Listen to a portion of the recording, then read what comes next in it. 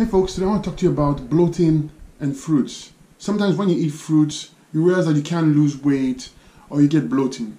And this is your body telling you there's a problem. Your body is telling you that your adrenal glands, which are responsible for metabolizing sugar, are down. The body is also telling you that the pancreas, which is responsible for digesting food, is also down. Now the reason and the cause for this is because you're eating highly acidic food.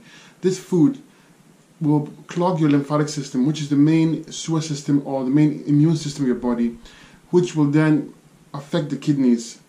The kidneys, if they are unable to filter acids, will cause acid backup, and these acids will damage the adrenals and the kidneys and the pancreas for that matter. So for that reason, you will have bloating when you eat fruits or any clean food. This is only temporary. If you continue eating the fruits, your body will eventually clean up. The lymphatic system will start working properly and the kidneys will start filtering. And you will get a healthier body without any bloating or without any nasty side effects. You will in fact drop weight without any effort. So I hope you do give fruits a try and experience the joy and the strength and the energy you get from fruits.